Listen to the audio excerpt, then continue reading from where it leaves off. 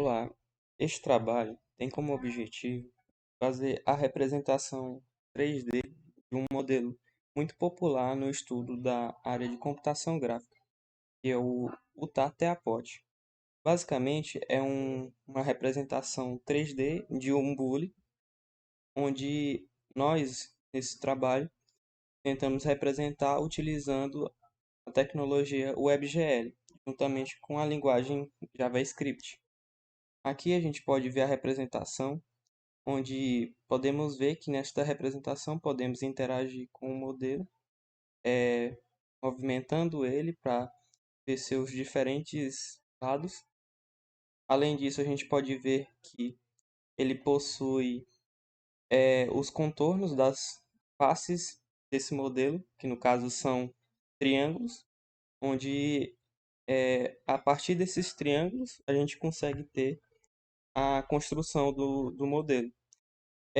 A gente também pode ter uma visualização do interior do objeto, da parte interna, com este modelo que nós criamos.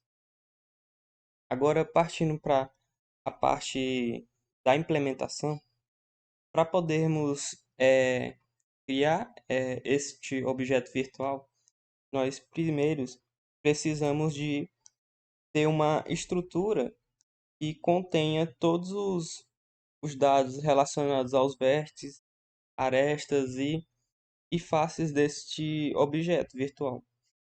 E para isso, a gente tem alguns arquivos que contêm todas essas informações. O primeiro que a gente pode dar uma olhada, foi fornecido, é o TEAPOT com 3.488 triângulos. Neste modelo, a gente tem primeiro a linha contendo a quantidade total de faces, triângulos, e em seguida a gente tem blocos de 3 linhas, onde cada bloco vai conter 3 vértices, que vão formar um triângulo. Em cada vértice a gente tem o valor x, o y e o valor z. Então, este é o formato desse primeiro arquivo. Também a gente vai ter outro arquivo, que no caso vai conter não só os vértices do nosso triângulo, mas também os vetores normais, logo abaixo. Abaixo de cada vértice a gente vai ter o vetor normal associado a ele. A estrutura de arquivo que a gente utilizou é similar a essa, porém ela tem uma classificação das categorias em informações em vértices primeiro, aí depois dos vértices vão vir os vetores normais, estão identificados aqui por VN, e por último a gente vai ter a configuração para formar as faces do nosso modelo, e vai ser feita a partir da união dos vértices. Tendo isso posto, a gente pode ver agora, entender mais como a gente representou esse modelo utilizando o WebGL. Agora, indo para o código, aqui no nosso HTML, a gente tem uma breve estilização da nossa página, e em seguida a gente tem um botão que faz aquele processo de mostrar as faces internas ou externas do nosso objeto. Depois a gente tem o canvas, que vai ser o nosso quadro onde a gente vai trabalhar essa criação da nossa representação com o WebGL. E em seguida a gente tem aqui duas tags scripts que vão conter duas funções que são cruciais para poder utilizar o WebGL. Porque o WebGL ele é processado na nossa GPU. E para mandar as informações da GPU, a gente utiliza duas funções. São os shaders de vértices, que é a função responsável por mandar a posição dos vértices do nosso projeto. E o outro é o shader de fragmentos, onde ele vai mandar a respectiva cor para cada um dos elementos do nosso projeto. Nesse caso aqui foi definido uma cor laranja. Por último, a gente tem uma outra função que também vai ser mandada para a gente poder representar a cor, no caso dos contornos do nosso modelo, que no caso são essas arestas pretas. Aí em seguida a gente tem um script, a tag que leva para o nosso script, que tem toda a lógica, e também a gente faz uso de uma biblioteca via CDN para poder manipular algumas informações importantes para o nosso projeto, relacionadas ao WebGL. Agora, aqui no nosso script, a gente tem primeiro a recuperação lá da tag Canvas, que é onde a gente vai trabalhar. Também a gente vai ter a inicialização do WebGL, e uma mensagem caso ele não seja inicializado. Na primeira função, a gente tem a compilação das funções de shader que a gente viu. E aqui a gente tem a função para criar um programa a partir dessas funções de shader. A próxima função, ela vai carregar o arquivo com os dados do nosso objeto. Primeiro, ele faz a distinção aqui. Podemos ver entre as informações de vetores e vetores normais e as faces para poder agrupar. E ele vai, após isso, retornar um objeto dividindo as informações entre as posições dos vetores, os vetores normais e os índices, que vão ser utilizados para poder fazer a construção dos vértices e, posteriormente, das faces do nosso modelo. Aqui a gente tem a função de buffer, que vai carregar informações para, no caso, a GPU. Temos a normalização da matriz, são funções auxiliares, né, que vão ajudar nesse processo. E aqui a gente tem a função main, que aqui propriamente dito tem a compilação, né, das funções de shaders e a criação do programa. Aqui a gente faz o